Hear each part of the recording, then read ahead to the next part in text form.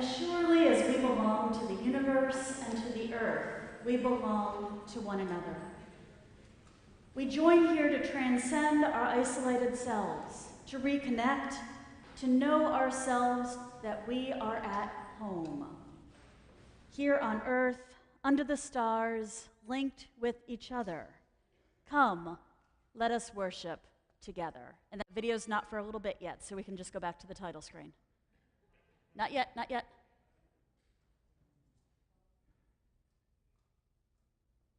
Okay, we'll just get to look at Diana for a bit.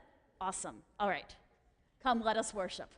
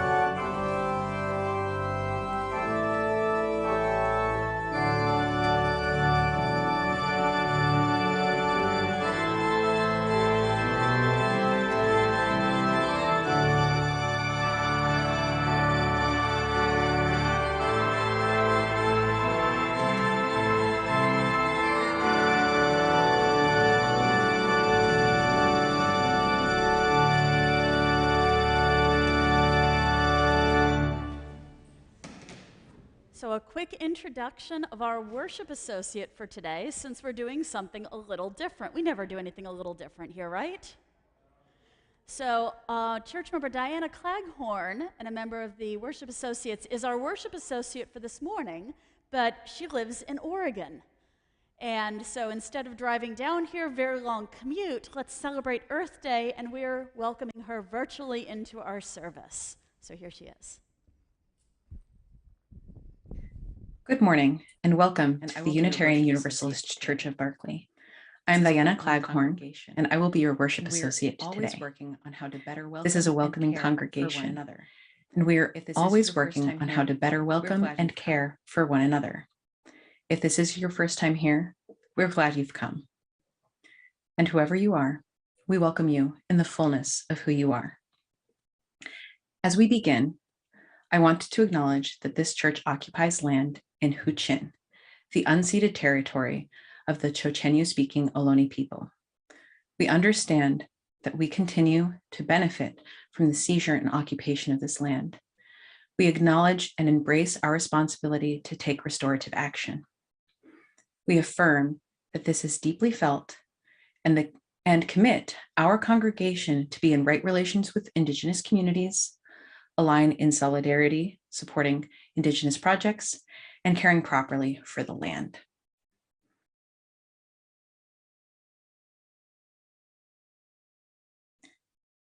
So please take a moment to prepare yourself for our time together. If you're online, you might want to grab a candle and a way to light it so that you can join us for the chalice lighting from home. Now, as Reverend Michelle lights the chalice flame, let's kindle our own flame along with her to the words of Rina Kondo. We light this chalice with hopes for a bright future. May our children, their children, all children, intermingle their laughter throughout the world. May they be as the rainbow, color and hope for the coming dawn.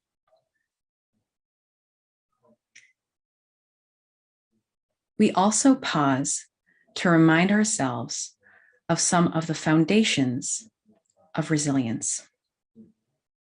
With Reverend Michelle, we light a candle for courage, a candle of acts of service, a candle of fellowship, and a candle of hope. May we find and cultivate these foundations of resilience in ourselves and in one another.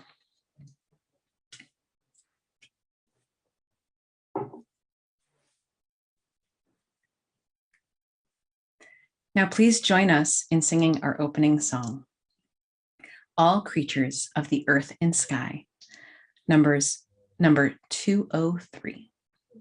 The words will be on screen.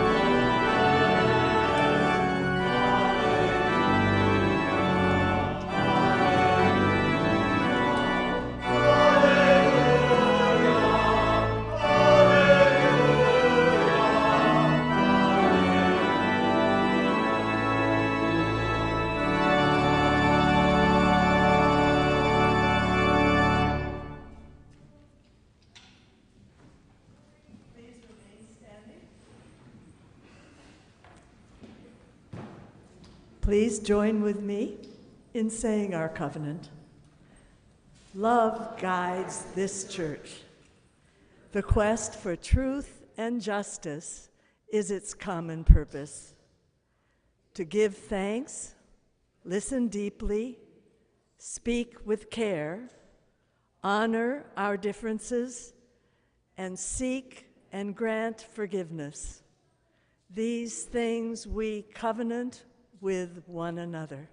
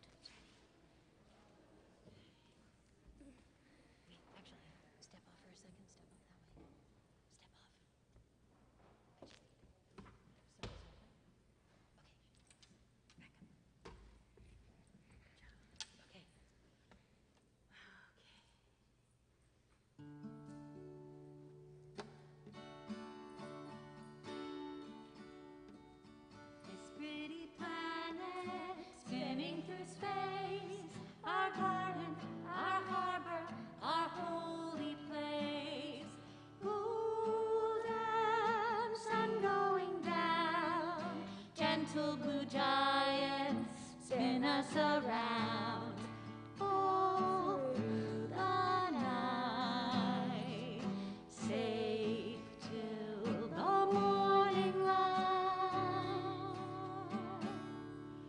Congregation, we're so happy to be singing this song again at Earth Day. We have a couple helpers, Michelle and Marcel, are going to sing it in a round with us. And if you know this song, please sing along. And Vivian will be representing our beautiful planet for us. This pretty planet spinning through space, our garden, our harbor, our holy place. Golden sun going down, gentle blue giant, spin us around. All through the night, safe till the morning light. All through the night, safe till the morning light.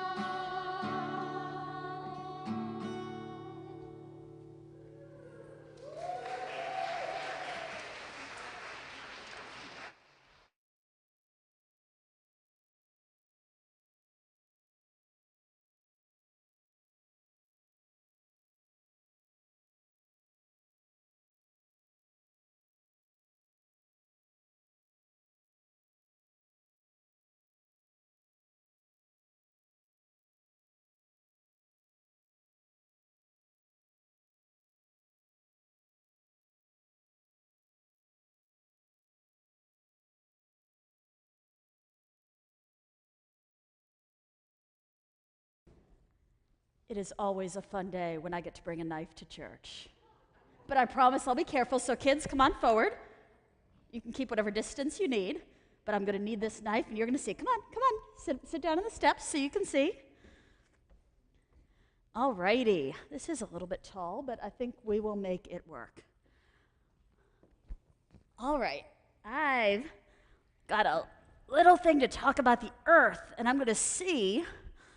I might need some bigger kid help with a couple of fractions, but we're going to get through it, okay? All right, so what is this? No, it's not. This is our earth today. Yeah, we're going to call it, this apple represents our earth. So,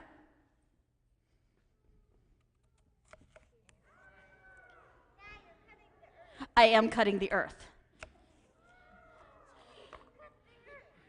Okay, I cut the earth into 4 pieces. So, what is this fraction? 3 of them, so 3/4, and this one is 1/4. So, if this is the earth, and 3/4 is one thing, and 1/4 is another thing, what do you think they are? Water and land. Water and earth pieces. That's right. Okay, so we're going to set aside the water for now and just talk about the land. Yeah, 99% or some percent in the 90s of our bodies is water. Exactly. We got smart kids. But we're talking about the earth. 75% of our earth's surface is water. All right, so we got our quarter that's land. All right, so I cut it into two pieces. We got any mathematicians here? What fractions are these? An eighth. Did you know that? You do math at school? That's awesome. I did a lot of math in school. I got a degree in it. I love math. Math is awesome, and girls rock at math, don't they? Yes. All right, so we got a quarter. This quarter is the half of the Earth's surface, because remember, here's our land. This quarter is the place where people can live, because other part of the land, it's, super high snowy mountains, it's deserts, and we can't live there. Okay, so we got this eighth that we can live on. Okay. Now, it can't necessarily grow food, so let me see. Let me cut it up some more. 1, 2, 3. Okay. Why am I cutting it? So this was the part of the Earth's surface that people can live on. However, we can't grow food on this much of it. So this is only 1/32 of the Earth's surface. And the part that we grow our food on? I'm cutting off the skin right now if you can't see that. Just this one little part. On that little part, if we think of the apple as the Earth. So this represents our topsoil. And currently, 90% of the topsoil in our country, the soil food can grow in, and that many buildings are sitting on top of. And currently, 90% of the topsoil in the U.S. is utilized and used at a non-sustainable rate. You want to talk about the ocean too? So let's set aside our topsoil for now. I'm going to do something with it in just a minute. Okay, let's go back to the ocean. All right. Here's our ocean, and this was 3/4 of the Earth's surface is ocean, right? Some of our food comes from the sea. What kind of food comes from the sea? Seaweed. I love that that's the first thing. Fish. What else? Any other ideas? Octopuses. Who here has ever eaten octopus? There, look. It's food. You've eaten octopus? I don't think I ever have. Might have to change that. So, nearly 1 billion people, actually more than 1 billion, because this script was written a number of years ago and the world population keeps expanding, mostly in Asia, rely on fish as their primary source of protein. And octopus, and then lots of people eat seaweed. Who here eats seaweed? Look. We all eat seaweed? Seaweed is fabulous, so nutritious. All right, so let's see.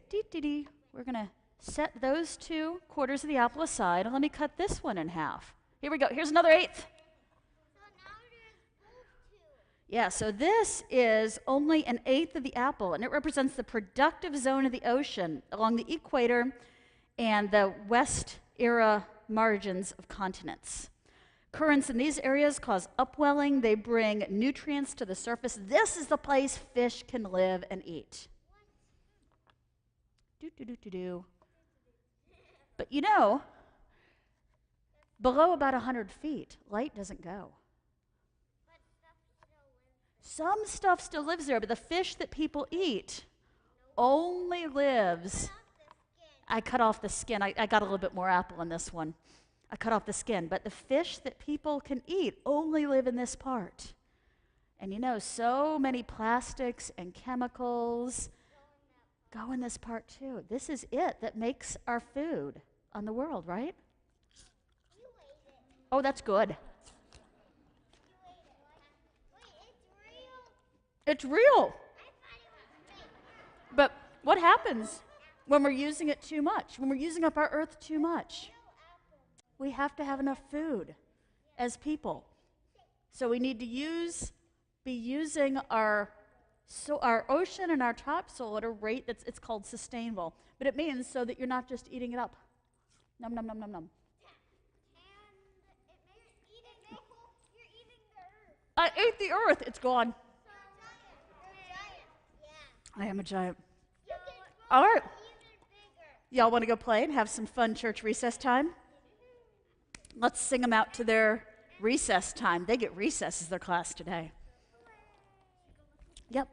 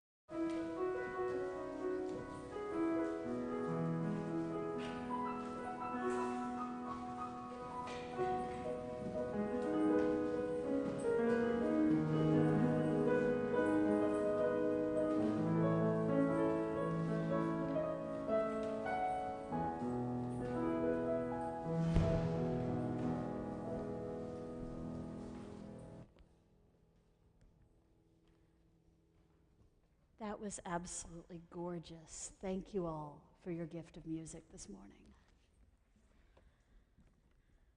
So we come now to the time in our service that we often make for our hearts and our joys and the challenges that we may be facing. But today I'd like to invite you to turn that attention outward, out towards our environment, towards our natural world, towards our Mother Earth. I'm going to invite us into a time of silence, almost silence, because I invite you to lift up something in our world that your heart reaches out to. Whether something on the land, the sky, the sea, something living, something, lots of things are living, something with a beating heart, something without a beating heart, any of these things. So in our time of silence, I invite you to speak these things, one or more, into our shared space or into the comment section if you're viewing this online. Let us now share what we treasure, what we worry about on our earth.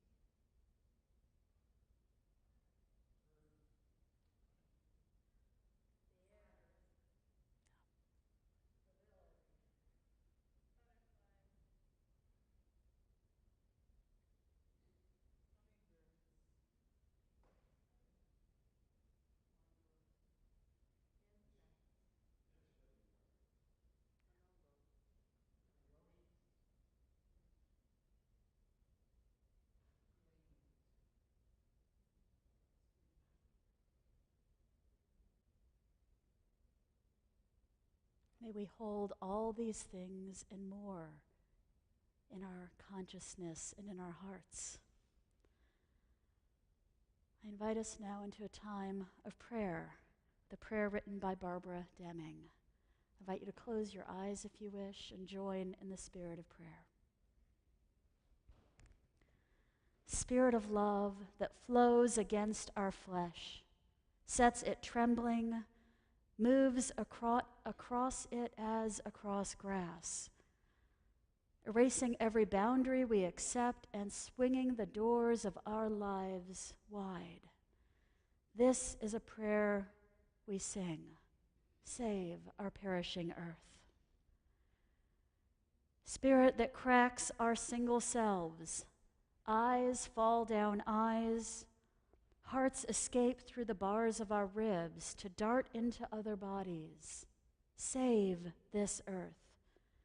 The earth is perishing. This is a prayer we sing. Spirit that hears each one of us, hears all that is, listens and hears us out. Inspire us. Our own pulse beats in every stranger's throat. And also there within the flowered ground beneath our feet, teach us to listen. We can hear it in water, in wood, and even in stone. We are earth of this earth, and we are bones of its bone. This is a prayer we sing, for we have forgotten this, and so the earth is perishing. This is the prayer we sing. Amen. Let us now join in singing For the Beauty of the Earth. Fabulous, fabulous traditional song that's been in the last 4 successive UU or Unitarian hymnals. Please rise in body or in spirit.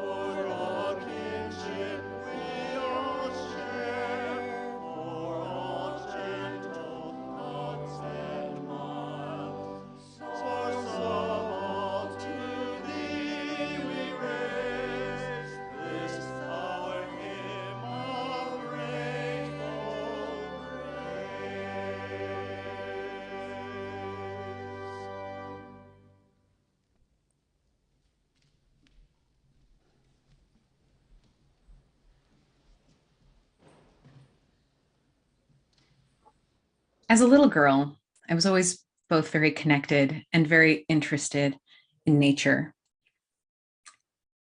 I was very concerned about how our environment was going to progress over time, starting from a very young age. When I was very young, there was an environmental drive run on a popular children's TV station that I was so emphatically insistent that we should participate in. Instead of pledging money, children and their parents would call in and pledge time to volunteer to make a small impact in their community to improve something involving the environment. My dad called in for us and pledged that we would spend a certain amount of time, I think maybe it was an hour, doing cleanup in our community, picking up trash in a park or something like that. It was a small commitment that made a huge impact in my life. Later on, we moved to a town that had a brand new recycling program that was complicated. We would separate all of our trash into lots and lots of bins, and they would come pick up the different colored glass, the brown glass in one, the green glass in another, clear in another, paper, tin cans, etc. I loved it. As a little organizer as a child, it was something I loved, but I also loved that I was able to make an impact and improve the environment because it was made clear to me as a little girl that that was something I was going to need to be concerned about. There are two ways that I think about environmentalism now. There's the macro environmentalism and micro environmentalism. Micro environmentalism is that recycling. It's making a purchase because you've decided that you're going to buy the unwrapped cucumber instead of the one wrapped in plastic. It's deciding to buy peanut butter in a glass jar instead of a plastic one. It's choosing to get takeout from restaurants that have compostable bins and then actually composting them. Those are all little micro things that we can do. I love it. It makes me feel empowered to make change. A wonderful YouTuber, Shelbizzle, has a saying that really says a lot about micro ecological change. She says, "You cannot do all of the good that the world needs, but the world needs all the good that you can do." It's important to remember this when we make little choices for our world. But ultimately, we need to make more than little choices. We need to make big ones. The big changes that our world needs in order to succeed and thrive in the future for our children and our children's children is that we need to make major cultural, systemic, and policy changes. There's going to need to be a huge shift in the culture of the way that human beings view waste. We need to change the way that we buy things and produce things in order to make those changes. It takes a lot of soul searching to figure out how to vote with your dollar to make those changes. As someone who wants to connect deeply with the earth, connect deeply with the environment, it's difficult to find inside of you the ways to balance the benefits and the convenience of putting more gas in the car or buying that individually wrapped item that makes it so easy to eat that nutritionist bar on your hike. I want to go out and enjoy nature, but am I hurting it by participating in driving to it? These are all really important questions that we need to ask ourselves and recognize that it's part of our greater world to soul search in this way. I don't know what the answers are, for voting with our dollar to make ecological change? Is buying the peanut butter in the glass jar really making a difference? Or is it just making me feel better? I'm not here with any answers. I'm here with a lot of questions. But I think it's important that we question. We need to think about how we're going to move the mountain that is our devastated climate. How are we going to make those changes? Every time that I vote with my dollar to buy something that's more sustainable, hopefully I'm putting a little drop in the bucket. Is it enough? I don't know.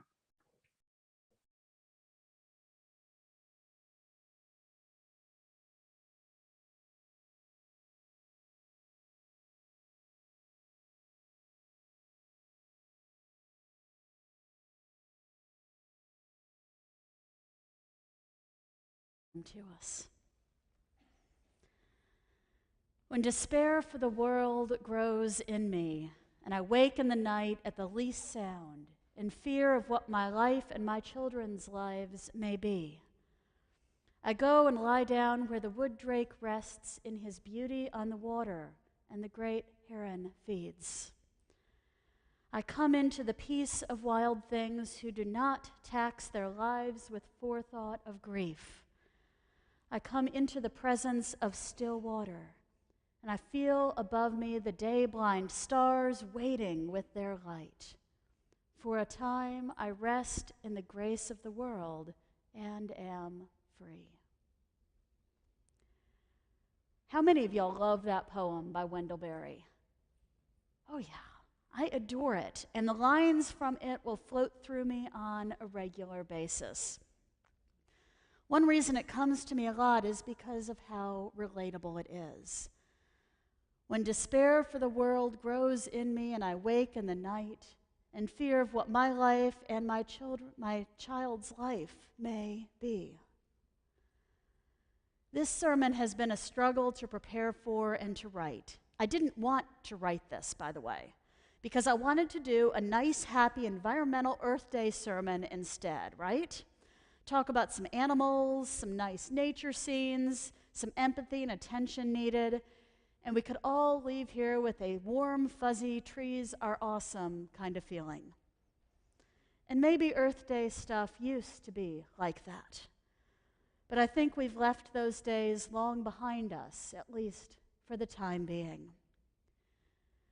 Instead, the realities of the cumulative climate change and overall global warming are becoming more and more obvious, as their impacts are seen in greater, expanding, and often surprising ways.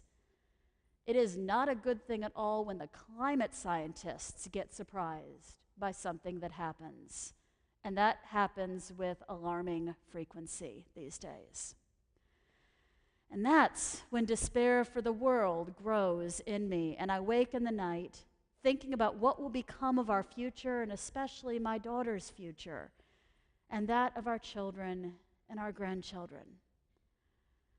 Actually, I won't have any grandchildren, because my daughter has already decided she is not going to have any children, literally because of climate change.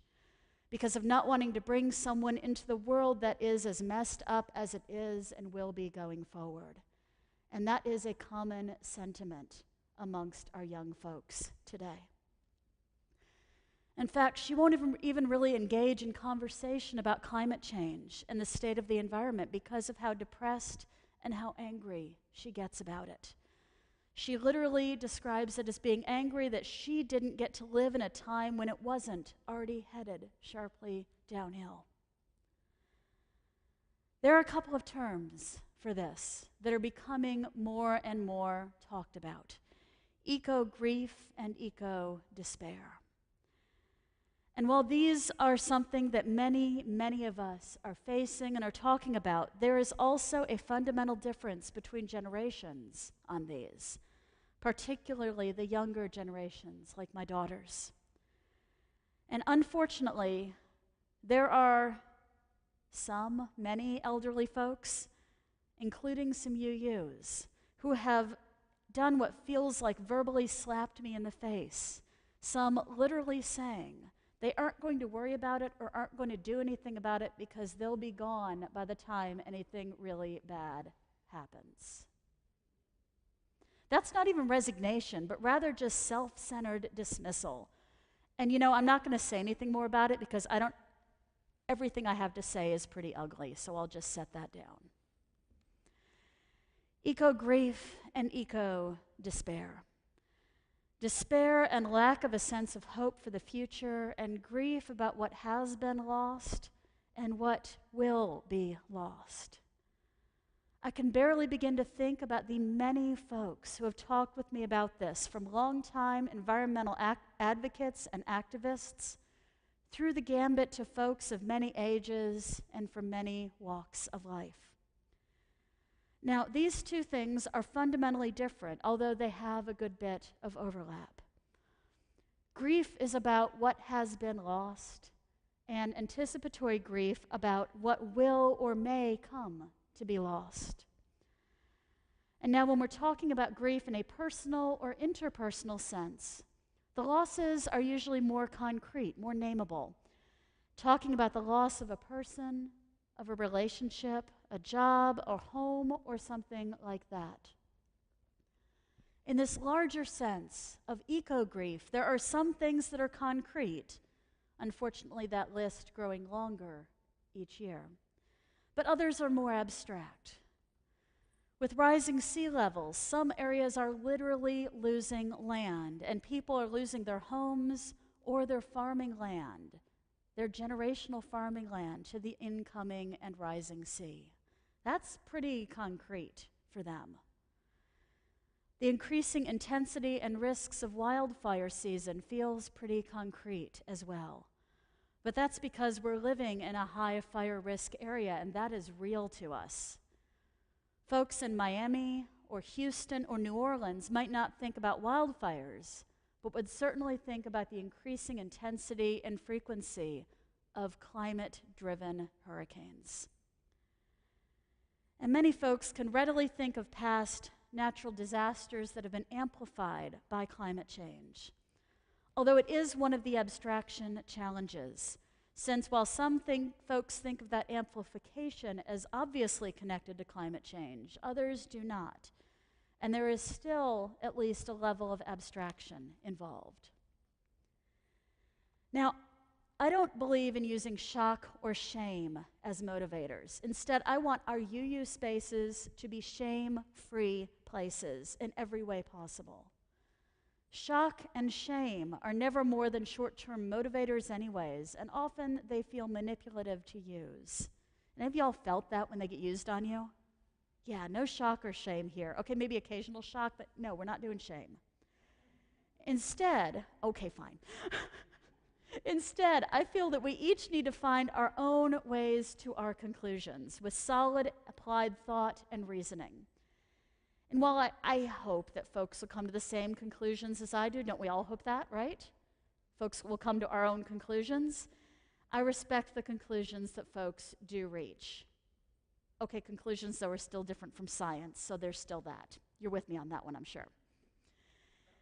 Grief and despair, though, aren't about rational thought. They come from the place of our emotions, especially sadness and fear. And while rational thoughts and experiences can drive them into being, they aren't the ways to get through our despair and grief. Rationalization is not going to do it for us. When I named this service Thinking Like a Mountain, and we got that fabulous picture of a mountain too, right? I was thinking about Joanna Macy's work on the Great Turning, and specifically her guided meditations and sacred counsels on connections with and empathy for the earth. Now, I realized this name, though, as I began to write this, was ultimately unsatisfying, because mountains are here so much longer than us. They have such a longer span of being than us fragile little humans. They'll be around for at least hundreds of thousands of years, I think. I didn't look up the geology. Someone will probably correct me on that for the service, but they're here a lot longer than we are. And while they'll face some changes, they will weather many climate changes that perhaps seem just more like little fluctuations for them. Perhaps this service should have been called Thinking Like a Coral Reef instead. Although I'm afraid none of y'all would have shown up if I had done that. This is hard stuff to talk about. It's hard stuff to feel, it's hard to think about, and it's hard to share about with others. As I was picking up my book by Joanna Macy, literally titled Thinking Like a Mountain, there was another of hers that I found in my hand, titled Active Hope, How to Face the Mess We're In Without Going Crazy. Like that title? Yes. This gets to one of the core struggles, facing our despair and grief and moving forward and through it and not being paralyzed into inaction because of it. Now, I love Wendell Berry's famous poem because of how nicely it answers the despair. I come into the peace of wild things who do not tax their lives with forethought of grief. I come into the presence of still water, and for a time I rest in the grace of the world and am free. I mean, isn't that beautiful? I just want to wrap myself in that poem and just feel it. And it is a totally relaxing and grace-filled balm our souls so need. To go and rest by the water or under the redwoods, or beside a favorite flower or in a favorite place, or riding a horse or whatever it is that brings you that balm.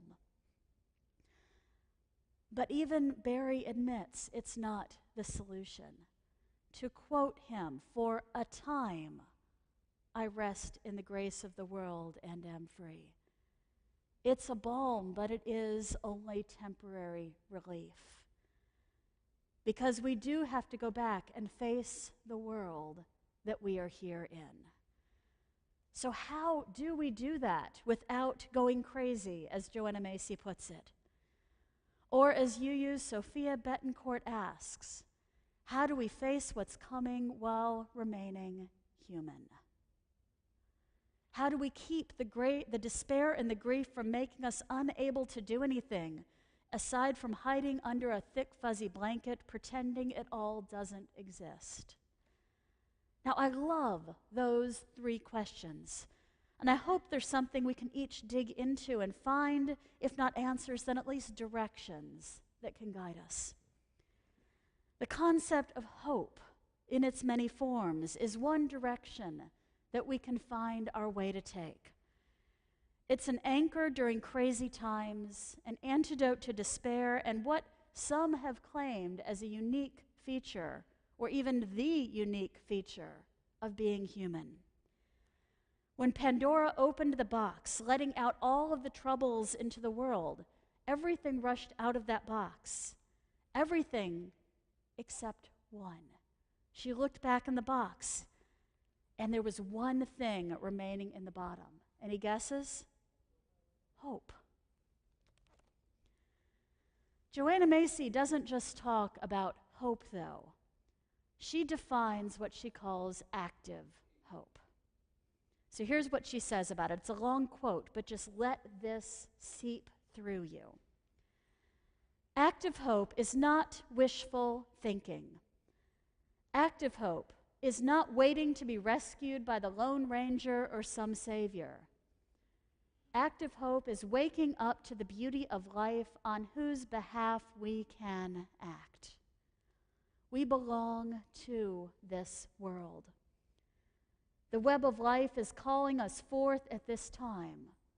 We've come a long way and are here to play our part. With active hope, we realize there are adventures in store, strengths to discover, and comrades to link arms with. Active hope is a readiness to engage. Active hope is a readiness to discover the strengths in ourselves and in others, a readiness to discover the reasons for hope and the occasions for love, a readiness to discover the size and strength of our hearts, our quickness of mind, our steadiness of purpose, our own authority, our love for life, the liveliness of our curiosity, the unsuspected deep well of patience and diligence, the keenness of our senses and our capacity to lead. And she finishes, none of this can be discovered in an armchair or without taking risk. Did you hear anything that resonated for you in that? Fundamentally, active hope is many things, and there are things it is not. It is not inaction, I guess by definition, active hope, right? There are so many actions that can be taken, and I'm not talking about changing a few light bulbs and calling it good. Not only does that literally do nothing in the grand scheme of things, but it is just a placebo to make us feel better. Doing something, true action, or getting towards what Diana reminded us was macro-environmentalism. That means so much more. Now, there are some practices that Macy recommends to bolster our action, starting with gratitude practices. Now, before you roll your eyes, don't roll them yet, please. And I admit gratitude gets thrown around so much these days that it is nearly a buzzword. But the thing is, it is an enormously powerful practice. Gratitude is grounding. It's shifting our perspective and transforming our attention. So seriously, find a gratitude practice of any sort that works for you and give it a go. Or expand the gratitude practices you're doing. Whatever it might be for you, find the appreciation that gets you grounded in where you are every day. Then there is the acknowledgement and acceptance of our feelings and especially our pain. The despair and the grief are real, they are valid, and they are reasonable. We are empathetic, feeling human beings who can expand our horizons to see what is beyond us in the world and beyond the present moment that we are in. It's only realistic that this brings us pain, especially as we take in where our beloved earth is and what she is crying out to us. Honor your pain. Hold yourself tenderly and wrap yourself in all of the grace and caring that you need. But don't stop there.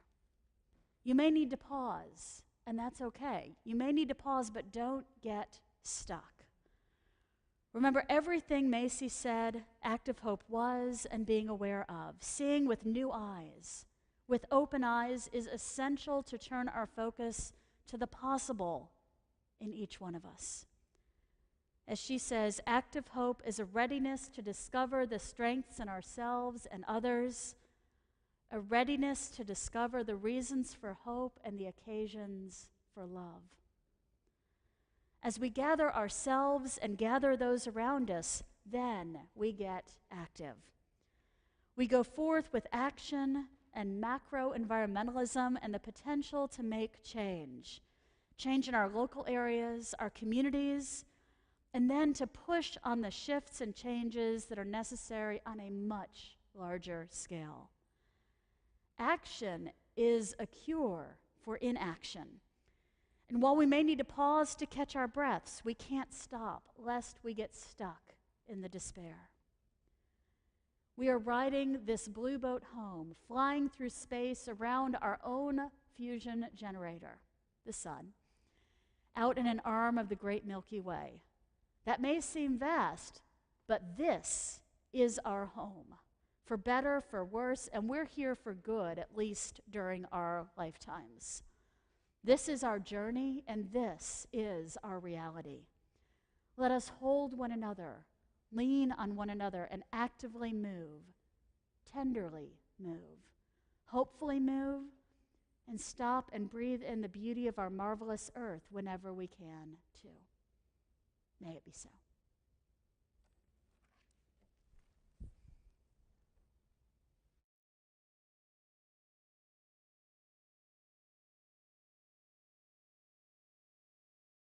Via a text. If you're at home, directions to give will appear on screen. At this point in our service, we invite you to make an offering. With our offering, each of us has the opportunity to recommit to making UCB a strong and vibrant community. We will soon be conducting our pledge campaign for the coming year. If you have not yet made your pledge, please do so soon, if you can, so that we can put our best foot forward when presenting next year's church budget to the board in May. Thank you for that. For now, we're conducting the offering in the sanctuary without passing the plate. Instead, you can either give electronically, or you can take the donation envelope from the back of the pew in front of you and place it with your donation in the donation box, which sits beside the fountain in the atrium. There are several ways that you can give electronically. If you look at the back of your name tag, there's a QR code and a web address that can take you to our giving page, and also a number that can be used to give via a text. If you're at home, directions to give will appear on screen.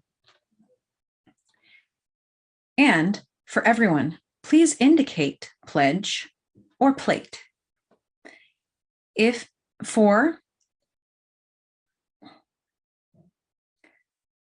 In addition to our pledges, we support our wonderful Good Neighbor organizations through our plate offering.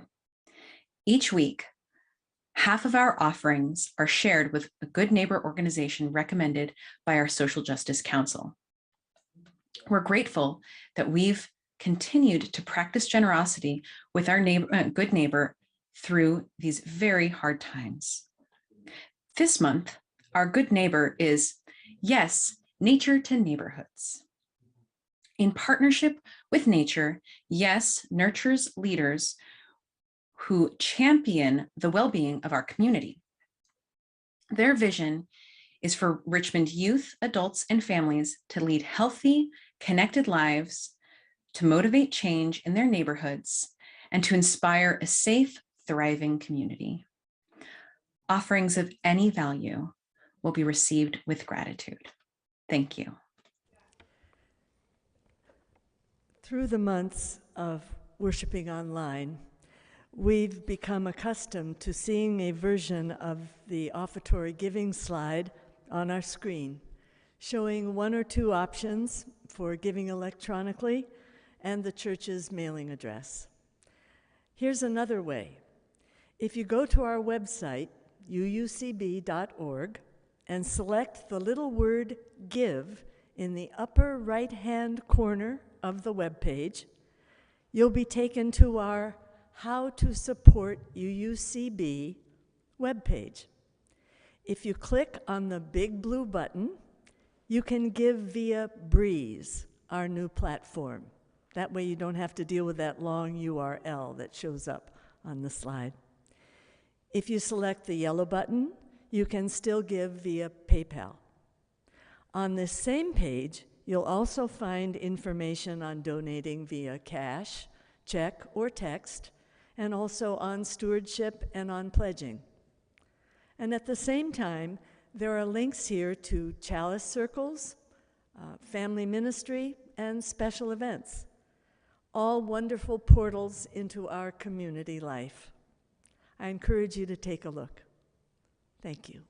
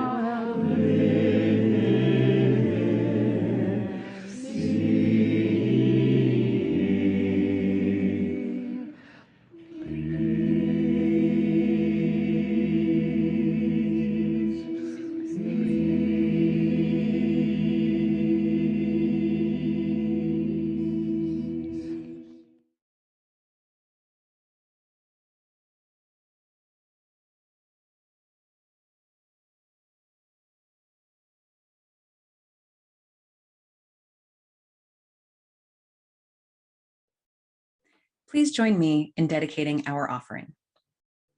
We dedicate our offering and ourselves to the mission of this congregation, to create loving community, inspire spiritual growth, and encourage lives of integrity, joy, and service.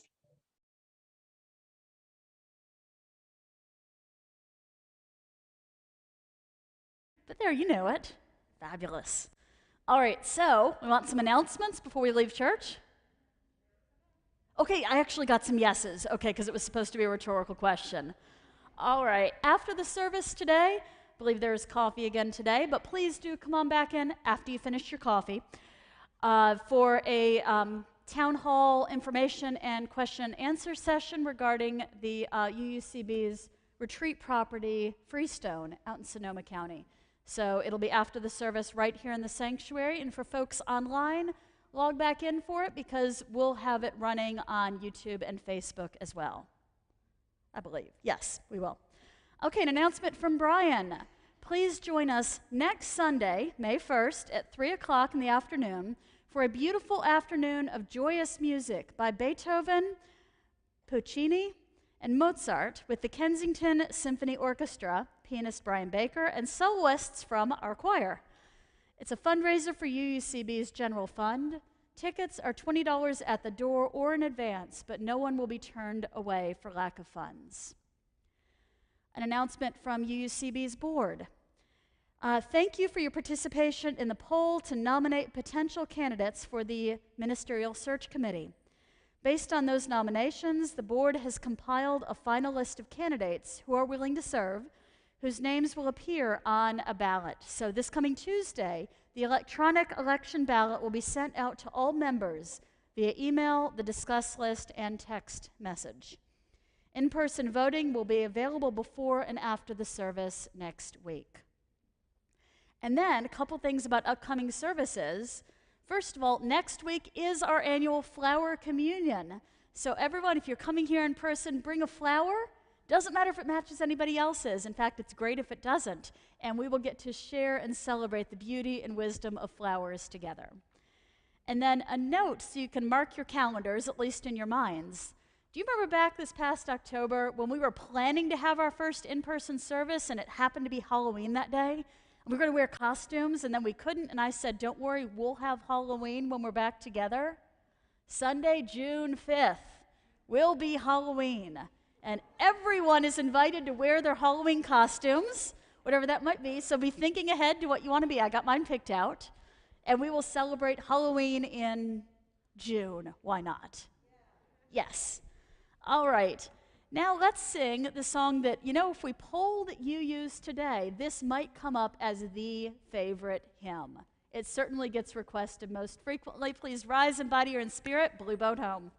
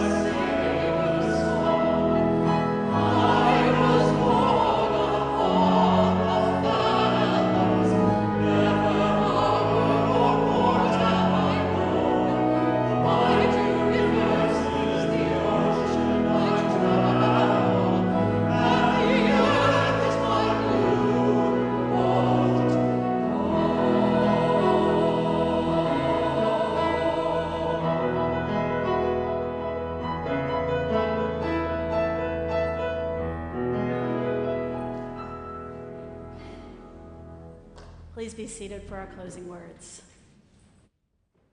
They're a little long, but I wanted to share again that quote by Joanna Macy on active hope. Active hope is not wishful thinking. Active hope is not waiting to be rescued by some savior. Active hope is waking up to the beauty of life on whose behalf we can act. We belong to this world. The web of life is calling us forth at this time, and we have come a long way to play our part. With active hope, we realize there are adventures in store, strengths to discover, comrades to link arms with. Active hope is a readiness to engage. Active hope is a readiness to discover the strengths in ourselves and others. A readiness to discover the reasons for hope and the occasions for love. A readiness to discover the size and strength of our hearts, our quickness of mind, our steadiness of purpose, our own authority, our love for life, the liveliness of our curiosity, the deep well of patience and diligence, the keenness of our senses and our capacity to lead. May we go forth from here together, leaning into action and active hope, and remember, you are never all alone. Blessed be.